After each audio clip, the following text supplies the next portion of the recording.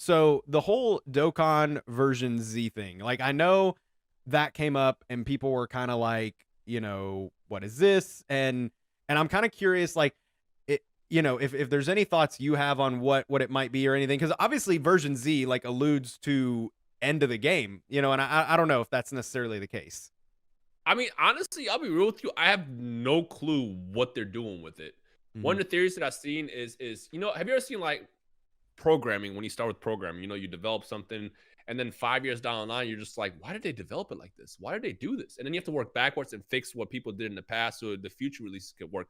The theory that some people have is they're trying to go back and fix in the code what was not possible today, but like they programmed it that specific way like years ago. So the theory is people are they're trying to prepare code changes so they can do more, I guess, different and unique releases in the future. Honestly, I don't know. I mean, the thing is gotcha games, they don't last as long as Dokkan did. I mean, it's only like literally like a handful that have been that are as old as Dokkan. I think like Dokkan, FGO, um, some of the OGs that I can't think of the top of the head are still around. But usually gotcha games, they don't last that long. They last like 3 or 4 years, and then that's Hmm. it. And after that, it's like what happens is once they reach that point where either one, they're not making enough money to obviously sustain themselves, or they just run out of content. Like I know, for example, I'm not gonna say which game it is. I know one game that ended, not Naruto Blaze because that Too ended soon. recently.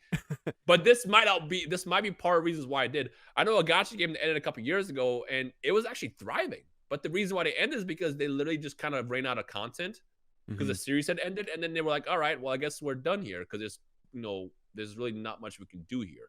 That's why Hmm. it's like a game like Dokkan has been around for 6+ years. It's like, all right, what's next?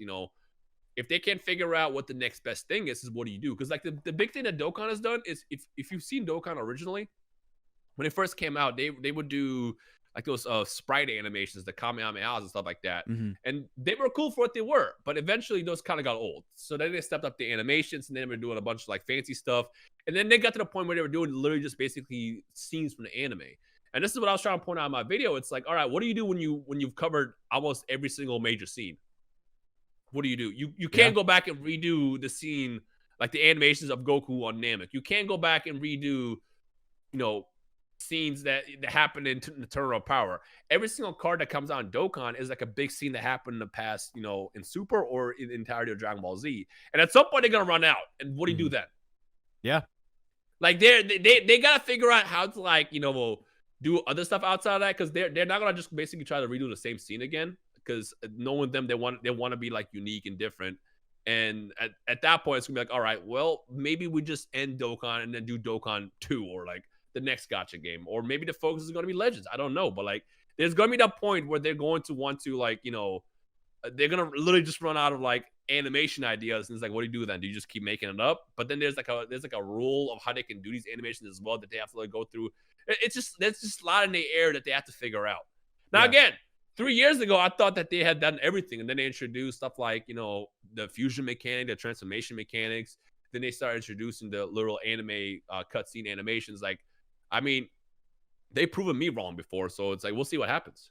Yeah, because that's an interesting point about like the coding. Yeah, they may just be, like you said, giving it like a modernization, doing things that they couldn't have done Hmm. back when it first came out. I never really thought about that. Like, so it is really interesting, and it's like, yeah, they don't want to just do like reskins because you got to get people to be hype. I know it's Yeah. not all about money, but at the same time, if you're gonna put money into developing it, you would like to have people have some incentive to Hmm. want to pull and everything. But so yeah, and I know that they've added a lot, and it's like it always comes up like PvP and Dokkan. I have no idea how that would even work, honestly. I just don't even I know if that's it, you it know?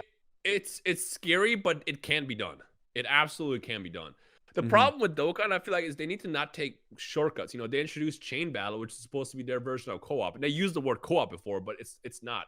Right. Chain Battle literally is just you borrow the teams that people made and basically use their bots, I guess, in your team, and then you do this Mhm. quick event that's not really that much fun. Like they could develop a PvP or a co-op based mode that is going to be very, very enjoyable, and that's going to extend the lifespan of the game for a very, very long time.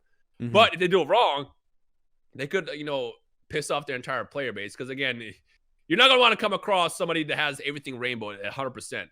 You're going to Yeah. lose. So they got to figure out how to balance that out while also making everybody happy. And the thing is end of the day, no matter which mobile game you're playing, you're not gonna make everybody happy. You're not. You're gonna have to sacrifice one percentage of people, and that's just gonna be a overall bad environment at the end of the day. Yeah, I think in your video you mentioned like, you're just a regular dude, and then you run into like the truths of Dokkan and PvP, and it's Yeah. like, what the hell? No, you know. Hmm.